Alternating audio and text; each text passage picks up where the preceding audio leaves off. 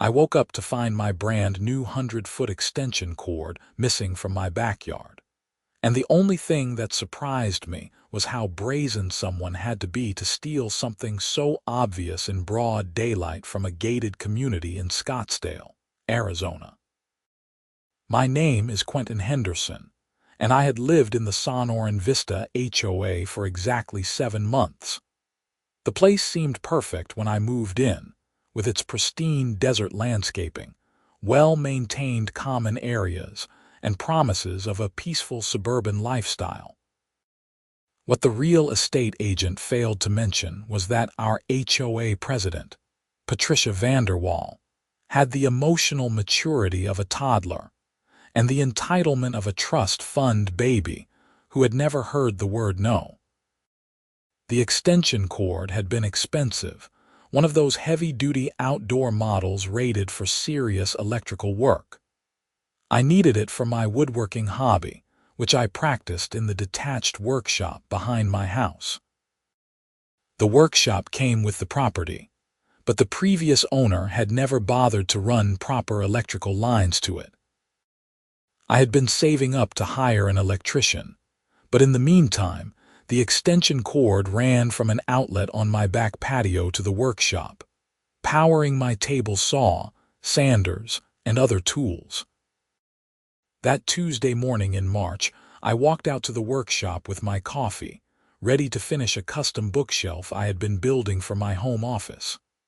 The cord was gone, not unplugged and lying on the ground, not cut or damaged, just completely absent as if it had never existed.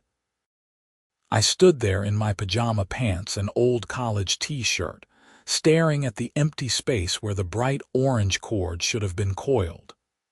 My first thought was that maybe I had moved it and forgotten, but I knew that was impossible.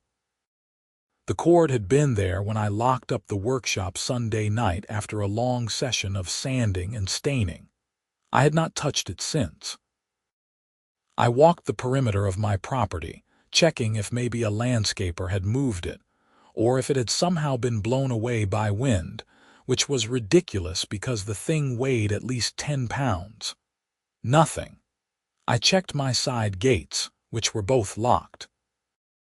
No signs of forced entry, no footprints in the gravel landscaping, no clues whatsoever. Then I noticed something odd. My back gate, the one that opened to the common area walking path, was unlocked. I always kept it locked because I valued my privacy and did not want random neighbors cutting through my yard. Someone had definitely been in my backyard. I pulled out my phone and opened the app for my smart electric meter.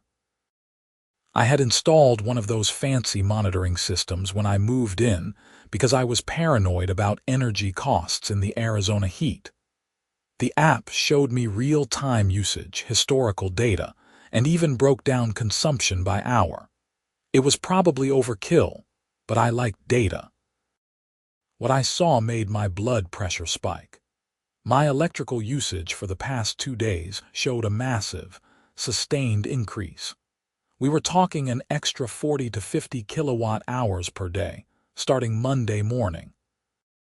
That was roughly what you would expect if someone was running multiple power tools or appliances continuously. But I had not been home Monday. I had been at my engineering job in Phoenix, sitting in meetings and reviewing CAD drawings for solar panel installations. I zoomed in on the hourly breakdown. The spike started at exactly 6 in the morning on Monday and continued almost non-stop until around 10 at night. Same pattern on Tuesday, already showing increased usage even though it was only 8 in the morning, and I had not turned on anything more power-hungry than my coffee maker. Someone was using my electricity. Someone who had access to my outdoor outlets. Someone who had stolen my extension cord to make it easier to siphon power. I threw on actual clothes and marched over to the HOA office, which was located in a small building near the community pool. The office was only open certain hours, and I knew Patricia Vanderwall held court there every Tuesday and Thursday morning from 7 to 11, handling complaints and dispensing her particular brand of suburban tyranny. The office door was open, and I could hear Patricia's voice before I even stepped inside. She was on the phone, her tone dripping with false sweetness that I had learned was her default setting when talking to vendors or anyone she needed something from. "Yes, I understand the installation will take a few days. That is perfectly fine. We just need it done before the end of the month. Thank you so much for working with us." She hung up and looked at me with the kind of smile that never reached her eyes. Patricia was in her early 50s, with professionally colored blonde hair styled in that generic suburban mom cut that required weekly salon visits to maintain. She wore expensive athleisure wear despite never actually exercising, and her nails were always perfectly manicured with French tips. "Quentin, good morning. What can I do for you?" She said my name like it tasted bad. "Someone stole my extension cord from my backyard," I said, getting straight to the point. "And my electric meter is showing that someone has been drawing massive amounts of power from my house since yesterday morning. I was not home yesterday. Someone is stealing my electricity." Patricia's expression did not change. "That is terrible. Have you filed a police report?" "I came here first because it had to be someone from the community. My gates were locked except for the one leading to the common area, and that one was opened from the outside." "I am sure you just misplaced the cord," Patricia said, waving her hand dismissively. "As for the electricity usage, those smart meters are not always accurate. I would not worry about it. I did not misplace a 100-foot extension cord, and the meter is perfectly accurate. Someone is using my power right now as we speak." Patricia leaned back in her chair, her smile turning into something more condescending. "Quentin, I understand you are upset, but I cannot just go accusing residents of theft without evidence. Maybe you should check with your neighbors. Perhaps someone borrowed it and forgot to ask." "Borrowing requires permission. Taking something without asking is called stealing." "There is no need to be dramatic," she said, her voice sharpening. "I am sure there is a reasonable explanation. Now, if you will excuse me, I have a very busy morning." I stood there for a moment, stunned by her complete lack of interest in helping. "You are not even going to look into this." "Look into what exactly?" "You have no proof that anyone from this community took your cord. For all I know, you could have had friends over who took it. Or maybe you moved it and forgot. I really cannot spend HOA resources investigating every missing item." I felt anger building in my chest. "I am going to file a police report, and I am going to figure out who is stealing from me." "You do what you need to do," Patricia said, already turning her attention to her computer screen. "Have a nice day, Quentin." I left the office feeling like I had just wasted 10 minutes of my life. Something about Patricia's reaction bothered me beyond the obvious rudeness. She had not seemed surprised or concerned. She had seemed dismissive to the point of suspicious. Back at home, I decided to do some investigating of my own. I grabbed a notepad and walked the common area behind my house, looking at the other properties that backed up to the same path. There were 6 houses in total along this section, including mine. I knew a couple of my neighbors casually, but had never spent much time socializing. I worked long hours and valued my downtime. The house directly to my left belonged to an elderly couple, the Mitchells. I had helped them carry groceries once, and they seemed like sweet people who definitely were not stealing extension cords. The house to my right was a rental occupied by a young family with 2 small kids. Possible, but unlikely. They seemed to keep to themselves. Then I noticed something. 3 houses down from mine, there was a small portable building that had not been there before. It was one of those temporary shed structures, maybe 10 by 12 feet, with white vinyl siding. It sat in the backyard, visible from the common path, and I could see an extension cord, bright orange, running from the back of the house to the shed. My extension cord was bright orange. I walked closer, trying not to be too obvious. The property belonged to someone I had never met, which was not unusual in the HOA. With nearly 200 homes, you could not possibly know everyone. I pulled out my phone and checked my HOA directory app, which listed all residents and their addresses. The property was listed under Patricia Vanderwall. Of course it was. I stood there on the walking path, staring at that orange cord, feeling my face get hot.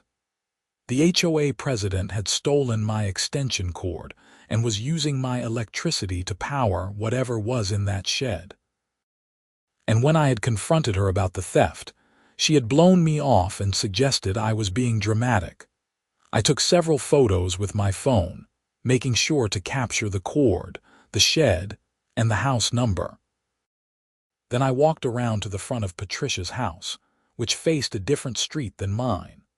Her front yard was immaculate, of course, with expensive desert landscaping and a 3-car garage. A black Mercedes SUV sat in the driveway. I went home and called the Scottsdale Police Department's non-emergency line. I explained the situation to the dispatcher, who took my information and said an officer would come by to take a report. While I waited, I checked my smart meter app again. The usage was still elevated. I made a note of the exact kilowatt reading and took screenshots of everything. Officer Martinez arrived about 40 minutes later, a young cop who looked like he would rather be anywhere else. I walked him through everything. The missing cord, the electrical usage spike, the discovery of the orange cord at Patricia's house, and her dismissive response when I reported the theft. "So let me get this straight," Officer Martinez said, writing in his notepad. "You believe the HOA president stole your extension cord and is using it to power a shed on her property, which is drawing electricity from your house." "I do not believe it. I know it. Look at these photos. Look at my electrical usage data. And my cord has a specific marking on it, a piece of black electrical tape I wrapped around the plug because I have multiple cords and wanted to tell them apart. If we go look at that cord right now, I guarantee it will have that tape." Officer Martinez sighed. "Here is the thing, sir. Extension cords are pretty common, and unless you have a serial number or some other identifying feature, it is going to be hard to prove that specific cord is yours.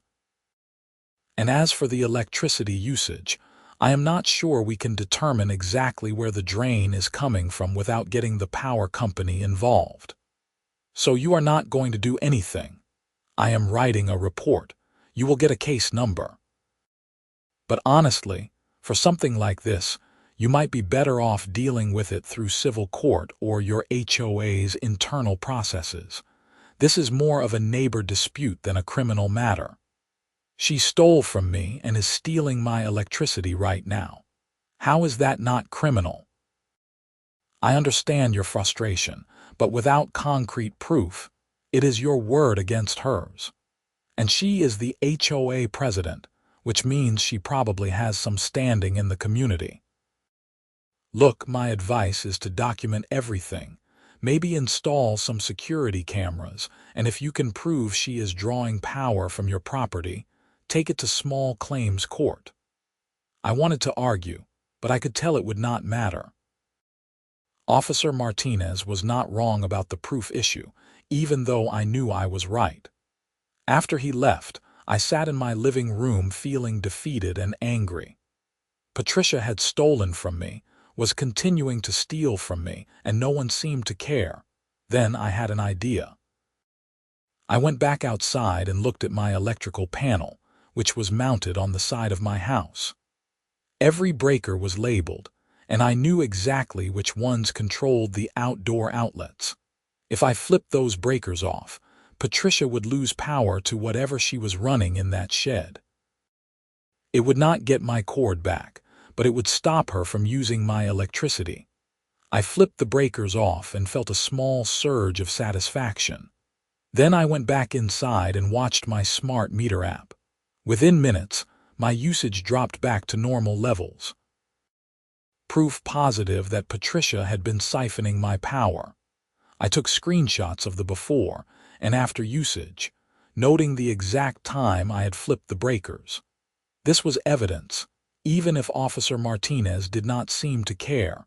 About 30 minutes later, my doorbell rang.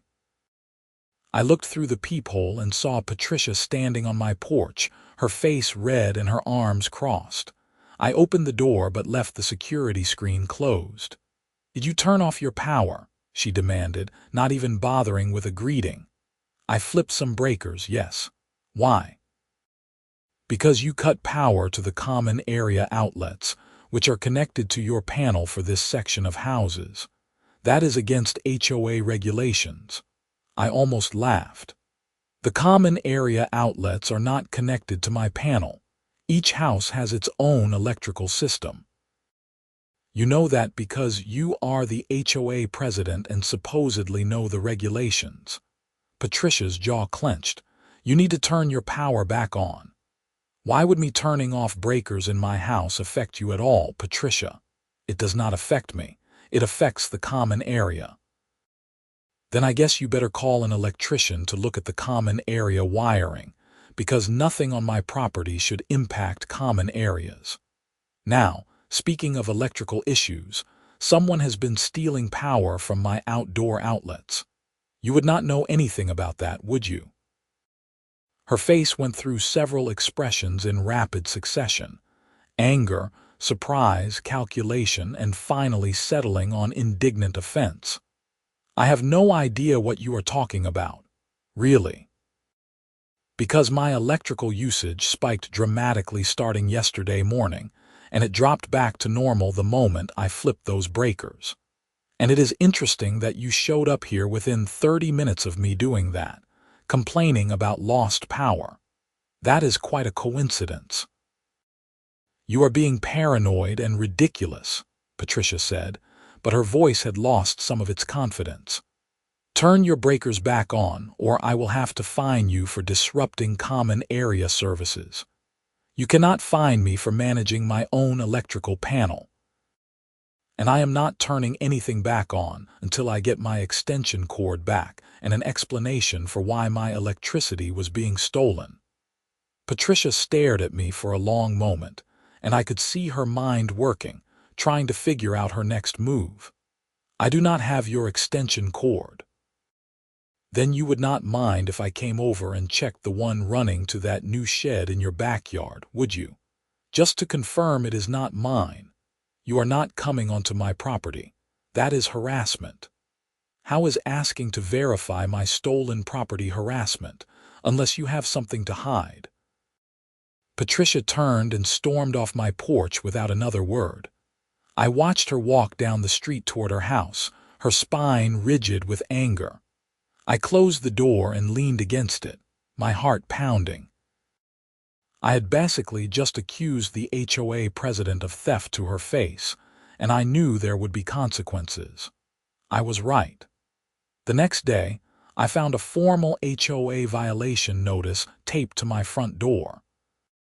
According to Patricia, I was in breach of several community regulations, including maintaining an unapproved workshop structure, creating noise disturbances with power tools, and storing materials in violation of aesthetic guidelines.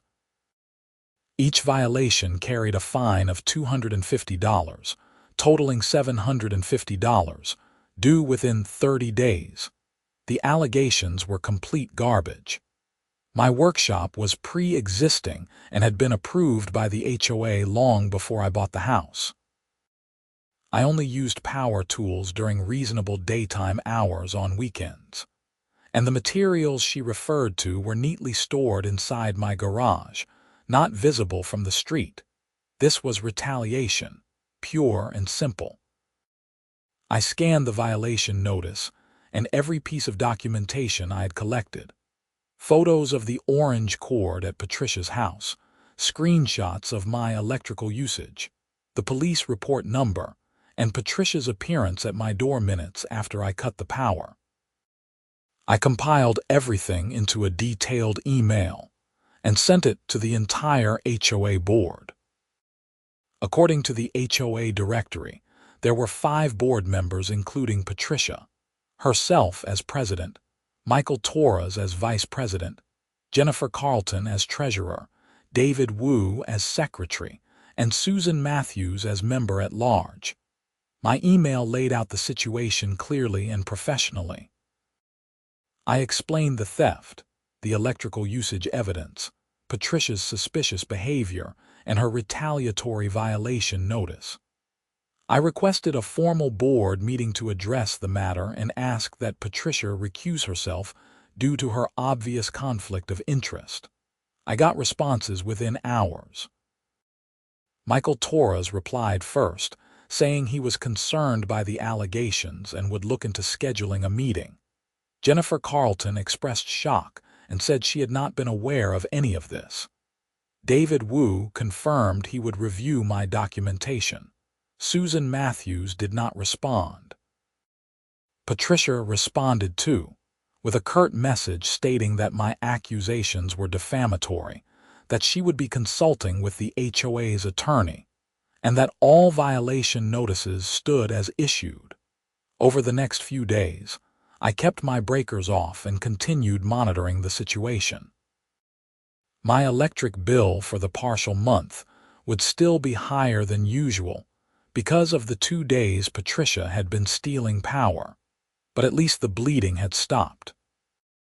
I also installed 3 security cameras around my property, one covering my backyard gate, one facing the common area, and one watching my electrical panel. If Patricia or anyone else tried anything else, I would have video proof. The HOA board meeting was scheduled for the following Tuesday evening at the community center. I spent the weekend preparing my presentation, printing out copies of all my evidence, and even creating a simple timeline of events. I might have been an engineer by trade, but I knew how to make a compelling case. The meeting was held in a bland conference room with fluorescent lights and beige walls. All 5 board members sat at a table at the front, with chairs arranged in rows for residents. I was surprised to see about 15 other people there, apparently having heard through the neighborhood gossip chain that drama was brewing. Patricia sat in the center seat, her expression neutral but her body language defensive. Michael Torres, a middle-aged Hispanic man with graying hair and a calm demeanor, called the meeting to order. We have several items on tonight's agenda, but first we are going to address a matter brought to the board's attention by Quentin Henderson regarding alleged theft and improper electrical usage. Quentin, you have 15 minutes to present your case. I stood and walked to the front, passing out my evidence packets to each board member and keeping a few extras for anyone else who wanted to see. Then I launched into my explanation, walking through each piece of evidence methodically. On March 15th, I discovered my heavy-duty extension cord was missing from my backyard. That same morning, I noticed my smart electrical meter was showing a significant usage spike that started the previous day while I was at work. The spike was approximately 40 to 50 kilowatt hours per day above my normal usage. I showed them the screenshots with the dates and times highlighted. I reported this to Patricia that same morning, as I believed someone from the community had to be responsible given that my gates were locked.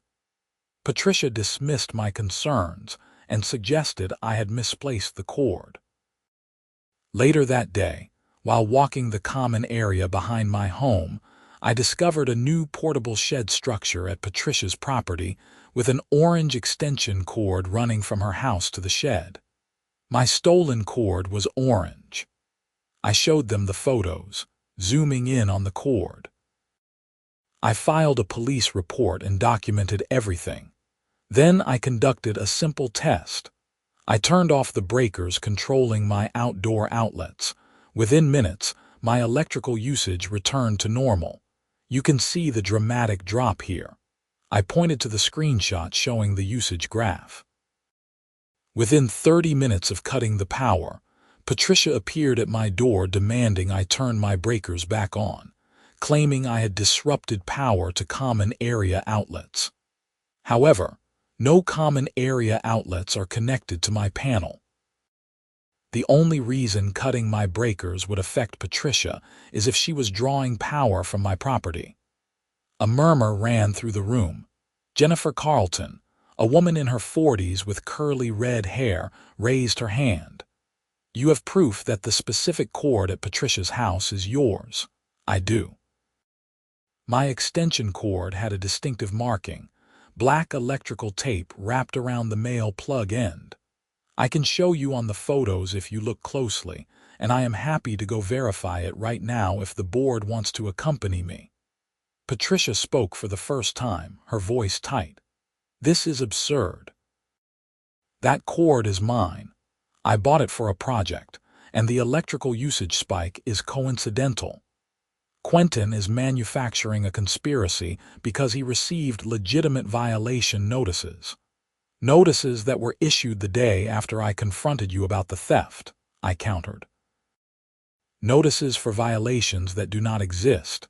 My workshop was pre-existing and approved. I have the paperwork from the previous owner. I am happy to provide that as well." Michael Torres held up his hand. "Let us stay focused. Patricia, did you purchase an extension cord recently?" "Yes, from Home Depot about a week ago." "Do you have a receipt?" Patricia hesitated. "I would have to look for it." "Do that, please. In the meantime, I think we need to verify whether the cord in question has the marking Quentin described. I propose we adjourn this meeting temporarily and walk over to Patricia's property to look." "You cannot just enter my property without permission," Patricia snapped. "That is an invasion of privacy." "You are on the HOA board," David Wu said quietly. He was an Asian man in his 30s with glasses and a thoughtful manner. "If there is evidence of wrongdoing, we have an obligation to investigate. You can either consent to let us look, or we can make this a formal investigation and involve legal counsel. Your choice." Patricia looked around the room, clearly calculating her options. She had to know that refusing would make her look guilty. "Fine, but I am noting my objection to this harassment." The entire group walked over to Patricia's house, which was only a few streets away. It felt surreal, like a homeowner association version of a police procedural. We went through her back gate into her yard, and there was the shed, plain as day, with the orange cord running to it. Michael Torres bent down to examine the plug. Even in the fading evening light, the black electrical tape was visible, wrapped exactly as I had described. "Quentin, is this your cord?" "Yes, that is my tape and that is my cord." Patricia's face had gone pale. "That tape was already on it when I bought it." "Then you should have no problem producing a receipt showing you purchased a used extension cord from Home Depot," Jennifer Carlton said, her voice cold. "Because Home Depot does not sell extension cords with random electrical tape on them." "I want to see what is in the shed," Susan Matthews said. She was an older woman, probably in her 60s, with gray hair and a no-nonsense attitude. "If Patricia is going to these lengths to steal electricity, I want to know what she is powering." "You cannot just go through my things," Patricia protested, but her voice had lost its authority. "Actually, we can," Michael Torres said. "According to our bylaws, the board has the right to inspect any property if there is reasonable suspicion of violations that affect the community, and stealing from a neighbor definitely qualifies. Open the shed, Patricia." For a moment, I thought Patricia might refuse outright. Then her shoulders sagged slightly and she pulled a key from her pocket. She unlocked the shed and stepped back. Michael opened the door and we all peered inside. The shed was set up as a home salon, complete with a professional hair washing station, a styling chair, a large mirror with lights, and numerous beauty supplies. The hair washing station was running, water circulating through its pump system. A space heater kept the small space warm. A radio played softly in the corner. "You have been running a business out of your backyard," David Wu said, his voice stunned. "Using stolen electricity." "I am a licensed cosmetologist," Patricia said defensively. "I have a right to work."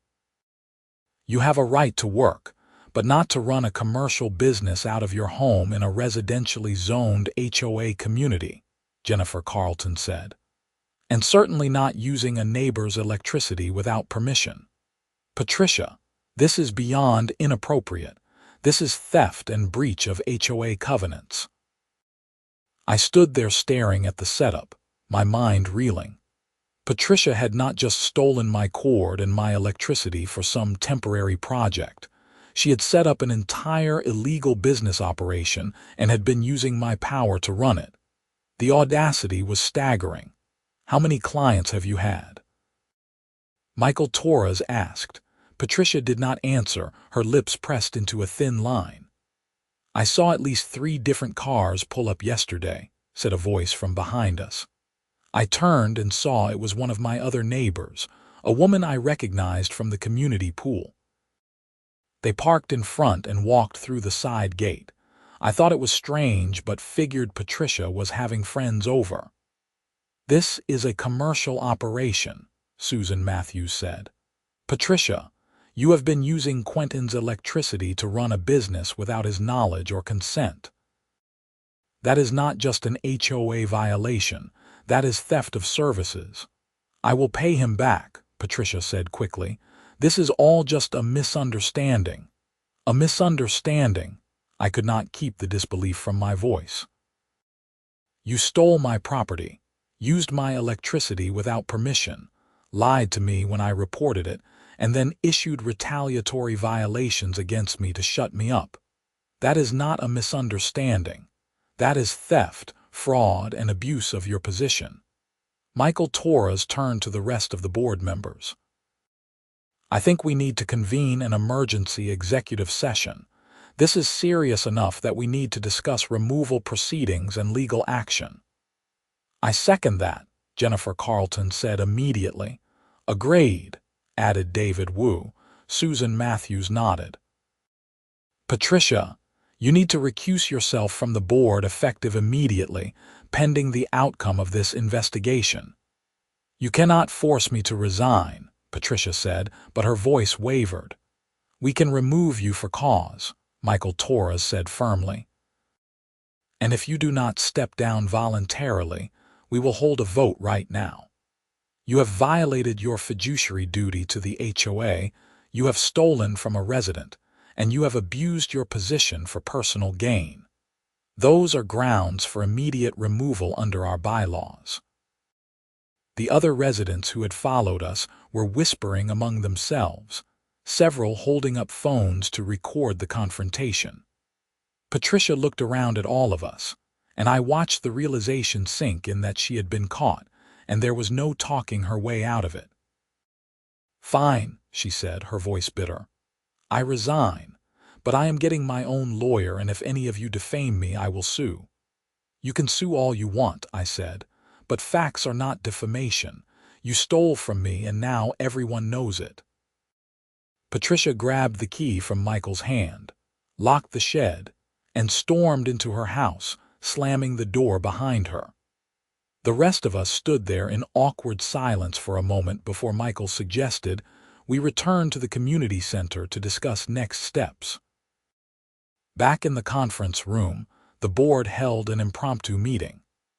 They voted unanimously to accept Patricia's resignation, appointed Michael Torres as interim president, and agreed to consult with the HOA's attorney about potential legal action against Patricia. They also voted to rescind all the violation notices she had issued against me and to formally apologize on behalf of the HOA. "Quentin, we are truly sorry this happened," Michael Torres said. "Patricia abused her position, and we should have been paying closer attention to her actions. We will do better going forward." "I appreciate that," I said.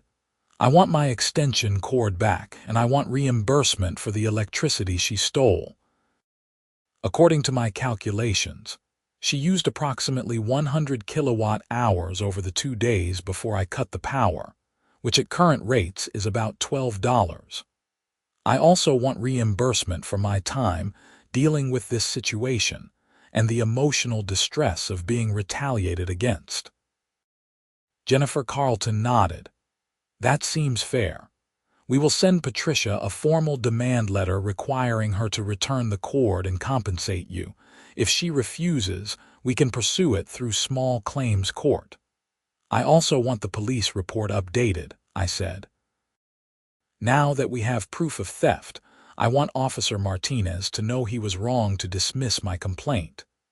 We can provide you with a letter from the board confirming what we found tonight," David Wu offered. "That should help if you want to pursue criminal charges." Over the next week, things moved quickly. Patricia returned my extension cord by leaving it on my front porch in the middle of the night, probably to avoid facing me directly. The cord was intact, tape and all. The HOA sent her a formal demand letter for $12 plus $100 for my time and trouble. Patricia's attorney responded with an offer of $50 total, which I rejected. I wanted the full amount as a matter of principle.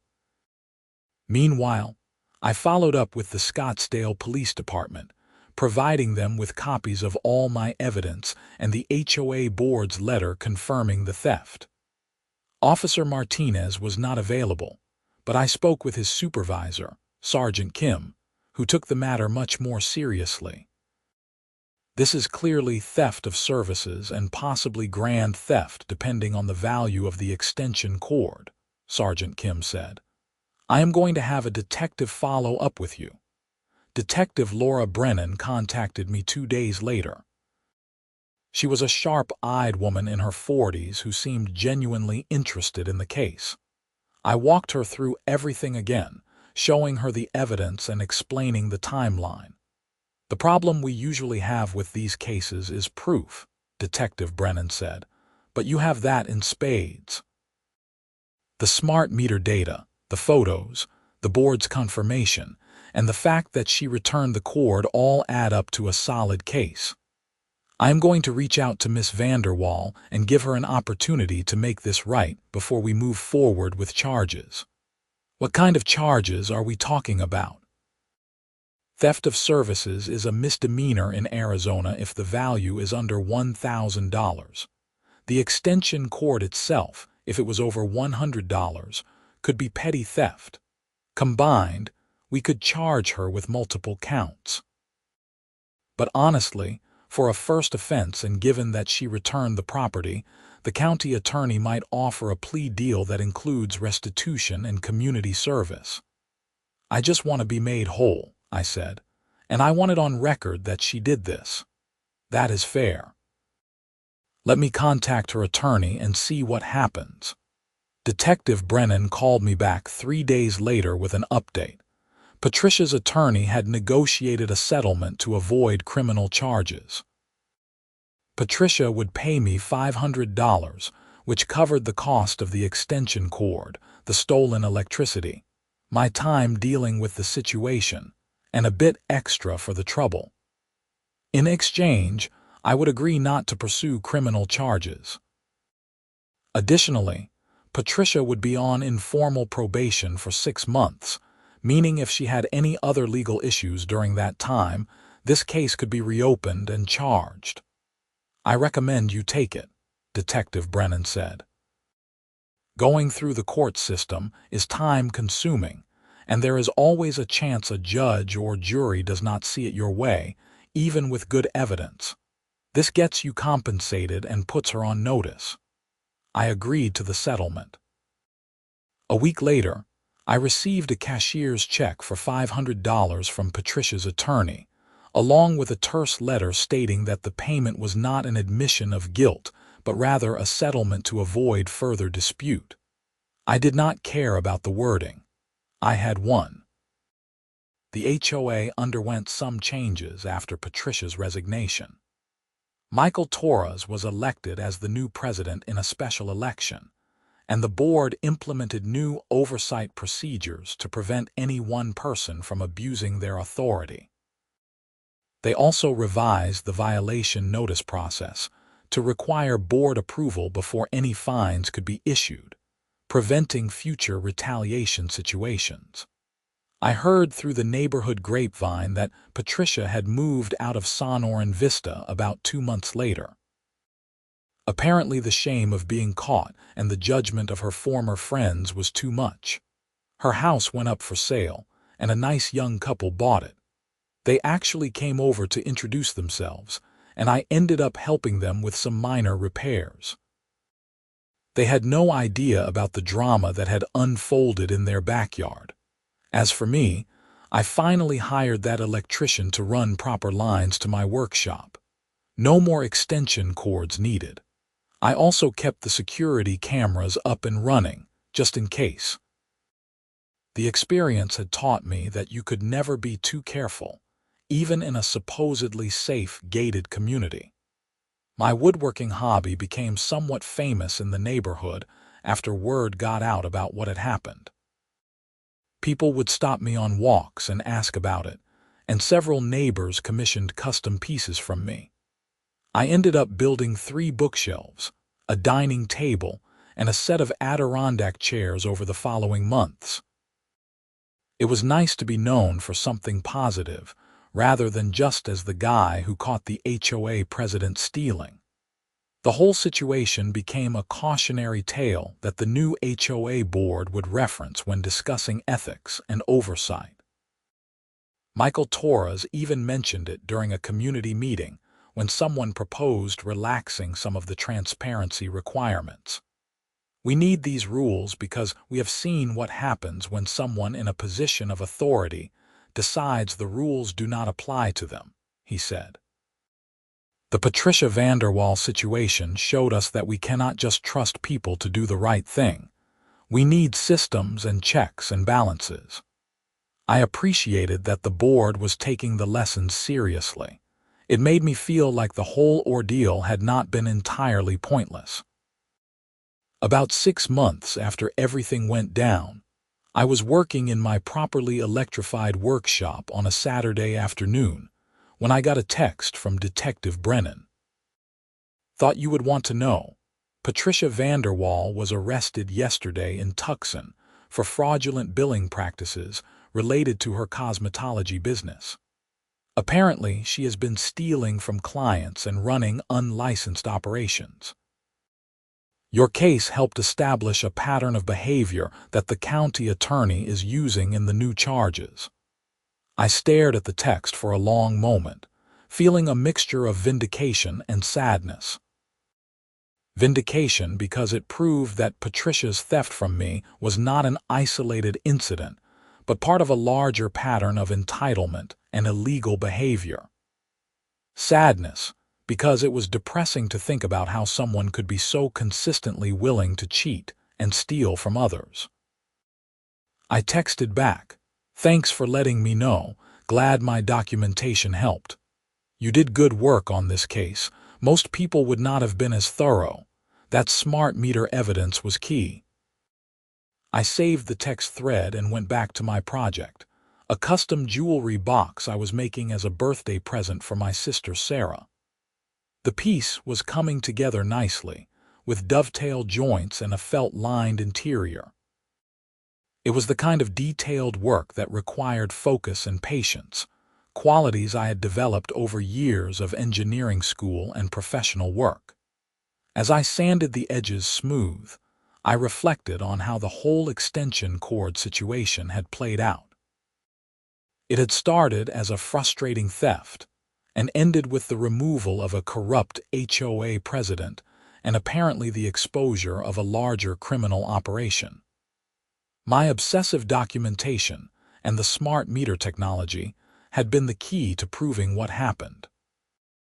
Without that data, it would have been my word against Patricia's, and as HOA president, she would have had the advantage. The experience reinforced something I already believed. Data does not lie. People can spin stories, make excuses, and try to manipulate situations, but objective measurements and timestamps tell the truth.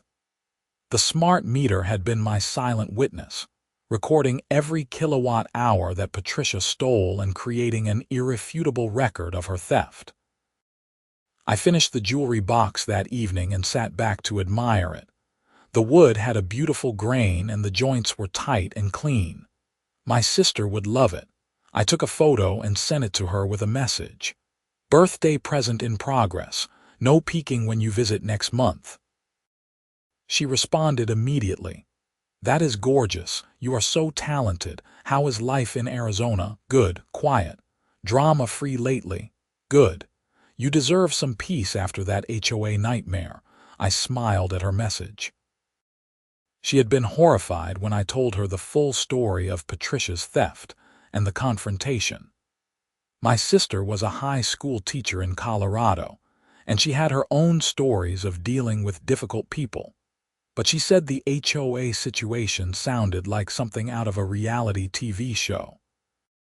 It is like those people who steal packages off porches, she had said during one of our phone calls. They do not think they will get caught, and then they act shocked when there is video evidence. Your smart meter was basically a surveillance camera for electricity. That was exactly right. Patricia had assumed she could get away with it because people generally do not monitor their electricity usage that closely. She had not counted on encountering someone who did. The following week, I attended the monthly HOA meeting, something I now made a point of doing regularly. I wanted to stay informed and engaged, and I felt a responsibility to help prevent future abuses. Michael Torres was doing a good job as president, but he appreciated having involved residents who asked questions and paid attention. During the meeting, Jennifer Carlton gave an update on the HOA's finances. The budget was in good shape, reserves were healthy, and they were planning some improvements to the common areas, including new lighting along the walking paths and updated playground equipment. We are also implementing a new policy regarding home-based businesses, Jennifer said. Residents can apply for permission to run certain types of businesses from their homes, but they need to get approval from the board first, and the business cannot violate our covenants or local zoning laws. This policy is partly in response to the situation we dealt with earlier this year. She did not mention Patricia by name, but everyone knew what she meant. Several residents nodded in approval. After the meeting, Michael Torres pulled me aside.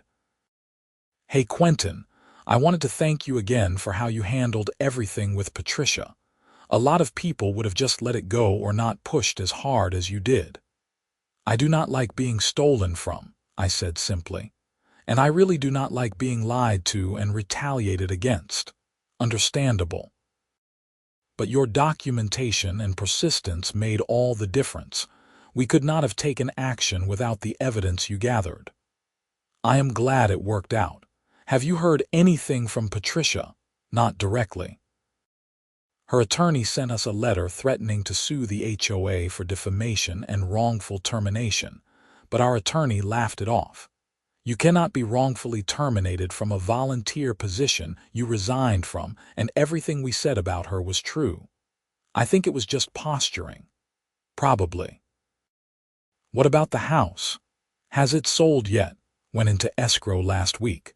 The new owners seem nice. They are a couple in their 30s. He is a doctor and she is a teacher. No plans to run illegal businesses out of their backyard as far as I know. I laughed. That is good to hear. As spring turned to summer, life in Sonoran Vista settled into a comfortable routine. The Arizona heat kicked in with full force, which meant most of my woodworking had to happen in the early morning or late evening when the workshop was not a furnace. I did not mind. There was something peaceful about working with wood while the sun came up, the smell of sawdust mixing with the desert air. I also started dating someone I met through a friend, a woman named Sophie who worked as a landscape architect in Phoenix. She thought the whole HOA story was hilarious and insisted on seeing the famous workshop on our third date. "So this is where you build furniture and catch criminals," she said, looking around at my tools and projects in progress. "I prefer to think of it as where I build furniture and occasionally defend myself against theft," I said. "Same thing. You are like a suburban detective, but with power tools." She was easy to talk to and shared my appreciation for well-designed spaces and attention to detail. We started spending more time together, and she gave me excellent advice on drought-resistant plants for my front yard, which needed a refresh. Life was good. I had a job I enjoyed, a hobby I loved, a nice home in a community that was now better managed, and I was seeing someone who made me laugh. The extension cord incident had been stressful and frustrating, but it had also taught me some valuable lessons about standing up for myself and the importance of documentation. One evening in July, I was grilling dinner in my backyard when I got a call from an unknown number. I almost did not answer, but something made me pick up. "Is this Quentin Henderson?" "Yes. Who is this?" "My name is Amanda Rothschild. I am an investigative journalist with the Arizona Republic. I am working on a story about HOA abuse and corruption, and your case with Patricia Vanderwall came up in my research. Would you be willing to talk to me about what happened?" I hesitated. Part of me wanted to leave the whole thing in the past, but another part recognized that there might be value in telling the story publicly, if it could help other people dealing with HOA problems. "What kind of story are you writing?" "It is a feature about how HOAs in Arizona have become increasingly powerful and sometimes abuse that power. I have interviewed several people who have dealt with excessive fines, harassment, and retaliation from their HOA boards. Your case is interesting because you actually won and got the board member removed." "All right, I will talk to you. When do you want to meet?" We arranged to meet for coffee the following weekend. Amanda turned out to be a woman in her late 30s with sharp intelligence and a genuine interest in the subject. She had done her homework, already knowing the basic facts of my case from public records and sources within the HOA community. "What struck me about your situation," she said, pulling out a recorder after asking my permission, "is that you had concrete evidence. A lot of HOA disputes come down to he said, she said, but you had data from your smart meter, photos, and ultimately confirmation from the board. How did you know to document everything so thoroughly?" "I am an engineer," I said. "Documentation is part of how I think. And once I realized something fishy was going on, I knew I would need proof if I wanted anyone to take me seriously." "Did you expect the police to be helpful?" "Honestly, no. And they were not, initially. The first officer who came out basically told me it was a civil matter and I should handle it myself. It was not until I got more evidence and talked to a detective that things started moving." "That is a common theme I am hearing," Amanda said. "Police often do not want to get involved in HOA disputes, even when there is clear criminal activity. It creates a gap where HOA board members can abuse their power without real consequences." We talked for over an hour, and I walked her through the entire timeline of events. She asked good questions and seemed genuinely outraged on my behalf about the retaliation and attempted cover-up. "You know what happened to Patricia Vanderwall after she left your community?" Amanda asked. I heard she was arrested in Tucson for fraud related to her cosmetology business. That is right. I actually spoke with the prosecutor handling that case. They said your documentation in the electricity theft case helped establish a pattern of behavior that made their case stronger. Patricia apparently was taking deposits from clients and then never providing services or billing them for products she never delivered. Classic fraud. I am glad my case helped, but it is sad that she kept victimizing people. Some people just feel entitled to take what they want, Amanda said. The HOA position probably fed into that. She got used to having authority and not being questioned. The article came out a month later, a full-page spread in the Sunday paper with the headline, "When HOAs Go Too Far, Arizona Homeowners Fight Back Against Abuse and Corruption." My case was featured prominently, along with 3 other stories of HOA overreach. Amanda had done excellent work, presenting the facts clearly and putting the individual stories into context of a larger pattern. The response was immediate. I got calls and emails from dozens of people thanking me for speaking out, sharing their own HOA horror stories, and asking for advice on how to handle their situations. It was overwhelming and eye-opening. I had not realized how widespread the problem was. Several local news stations picked up the story, and I ended up doing 2 TV interviews. I tried to keep the focus on the lessons. Document everything, know your rights, and do not be afraid to push back against authority when you are in the right. The publicity also caught the attention of state legislators. 2 representatives contacted me to discuss potential reforms to Arizona HOA laws, including stronger protections against retaliation and clearer procedures for removing board members who abuse their positions. I met with Representative Julie McKenzie, a Democrat from Tempe, and Representative Thomas Bradford, a Republican from Scottsdale. Despite their different party affiliations, they agreed that HOA reform was needed and were working on a bipartisan bill. Your case is a perfect example of why we need these changes, Representative McKenzie said during our meeting at her Phoenix office. You had the resources and knowledge to fight back, but a lot of people do not. They just accept the abuse because they do not know what else to do. What kind of reforms are you proposing? I asked. Several things, Representative Bradford said. First, we want to require all HOAs to carry errors and omissions insurance, so there is recourse when board members mess up. Second, we want to create a state ombudsman office that can investigate complaints and mediate disputes. Third, we want to strengthen the penalties for board members who engage in retaliation or abuse their positions. Those all sound reasonable, I said. What are the chances of this passing? Pretty good, actually, Representative McKenzie said. HOA issues affect a huge number of Arizonans, both Democrats and Republicans. It is one of those rare areas where we can find common ground. We are hoping to introduce the bill next session. I left the meeting feeling cautiously optimistic. Maybe something good could come out of my frustrating experience after all. Back in Sonoran Vista, life continued to improve under Michael Torres's leadership. The board was more transparent, residents were more engaged, and there was a general sense that the community was heading in a positive direction. The new owners of Patricia's old house turned out to be wonderful neighbors.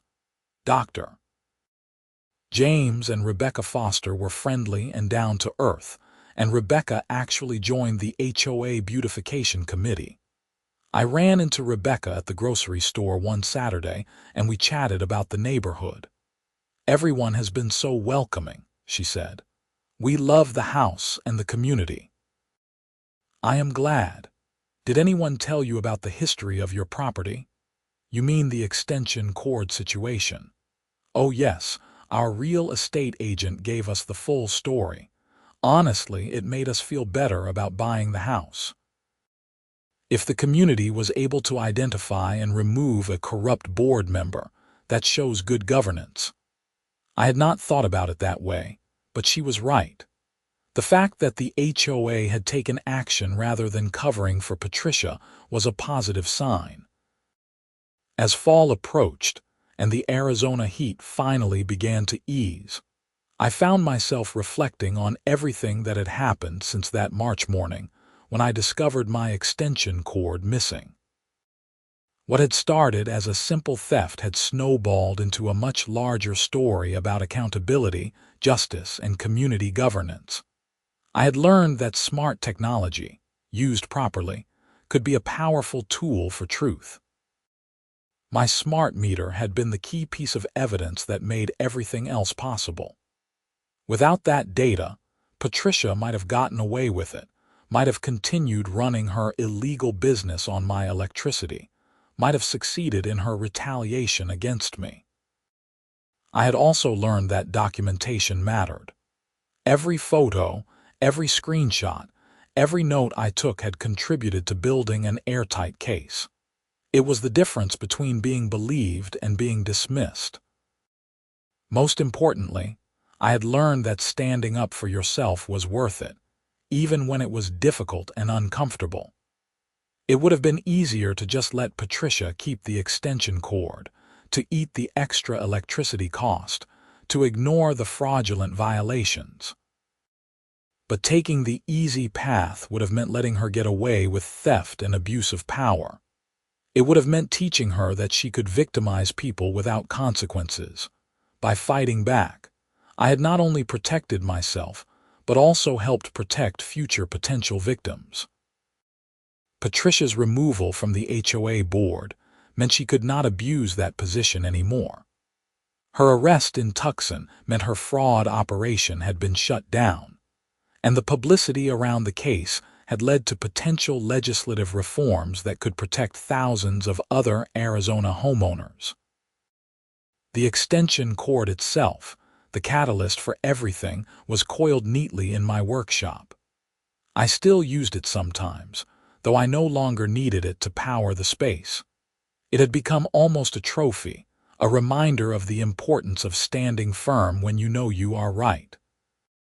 Sophie teased me about it when she saw it hanging on the wall. "Is that the famous extension cord? Should we put a plaque on it?"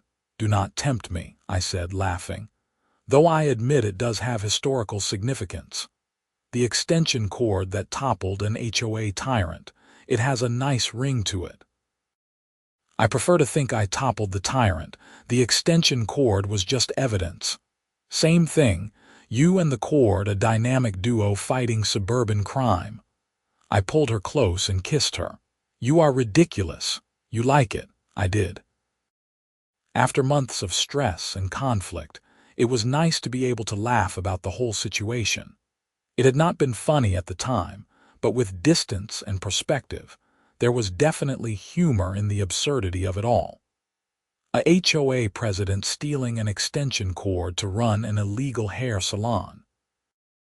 It sounded like a setup for a sitcom, but beneath the absurdity was a serious issue. HOAs controlled the daily lives of millions of Americans, and when they were run by unethical people, they could make life miserable. My case had been relatively minor in the grand scheme of things. Patricia had stolen maybe $100 worth of electricity and a cord, but her willingness to retaliate against me for daring to question her showed a mindset that could lead to much worse abuses. I was glad the system had worked, eventually. The HOA board had done the right thing. The police, after initial reluctance, had taken appropriate action. The courts had enforced consequences, and the media had shone a light on the broader issues. It gave me hope that accountability was still possible, even in the mundane world of suburban homeowner associations. The legislative reforms that Representatives McKenzie and Bradford had discussed moved forward that fall. The bill was introduced in the Arizona House in November, with bipartisan sponsorship. It faced some opposition from HOA management companies, who worried about increased regulation and costs, but public support was strong. I testified at a committee hearing in January, telling my story once again and explaining why the reforms were necessary. The committee room was packed with other homeowners who had their own tales of HOA abuse. It was both heartening and depressing to hear how common these problems were. The bill passed the House in February and the Senate in March, exactly 1 year after Patricia had stolen my extension cord. Governor Katie Hobbs signed it into law in April, surrounded by homeowners and legislators who had fought for the reforms.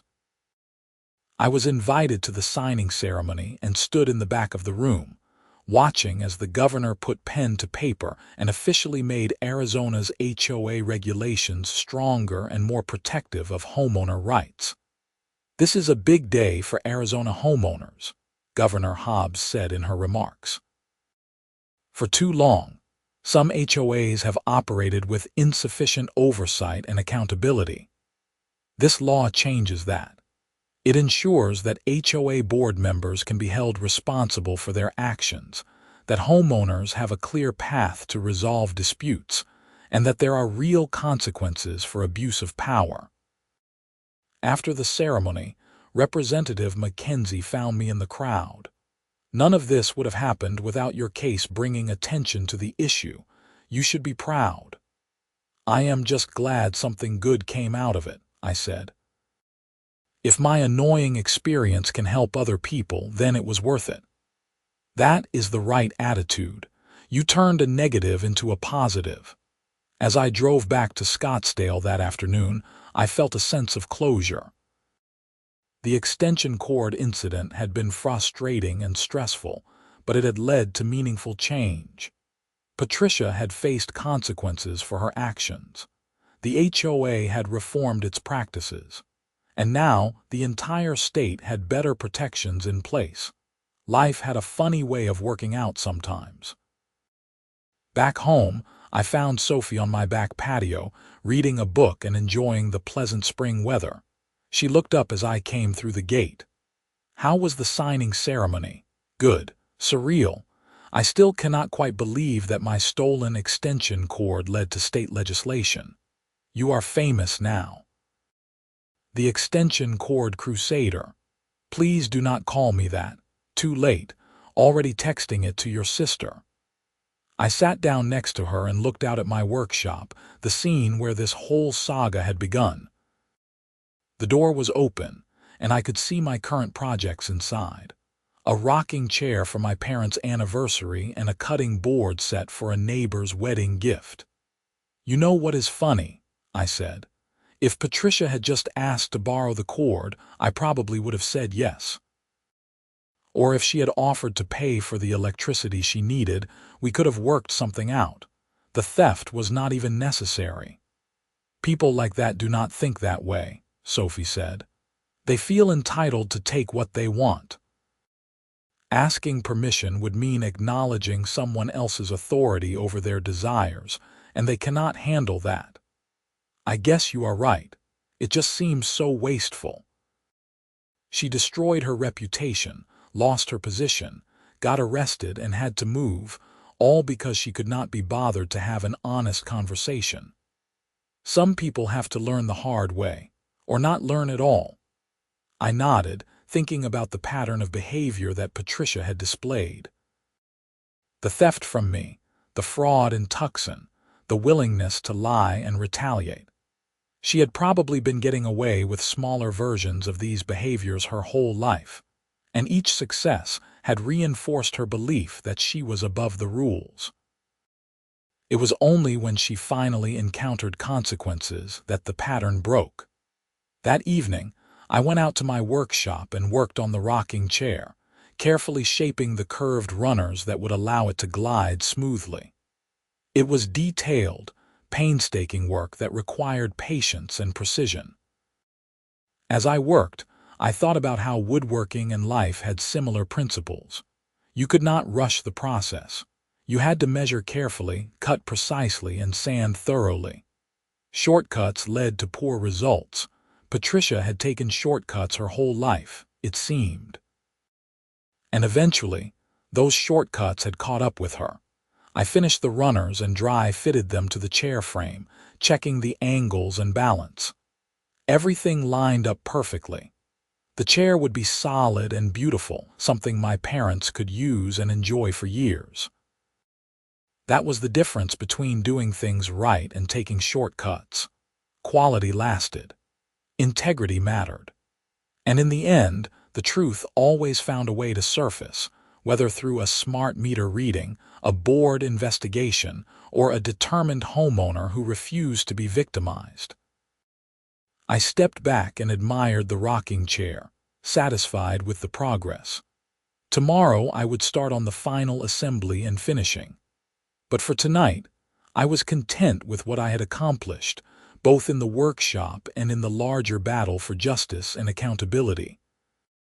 The extension cord hung on the wall behind me, a silent reminder of where this journey had started. I did not need it anymore for its original purpose, but I kept it anyway. Some things were worth remembering, even the difficult ones, especially the difficult ones. Because they taught us who we were and what we were willing to fight for. And sometimes they led to changes that helped people we would never meet, in ways we could never fully know. That was enough. That was more than enough.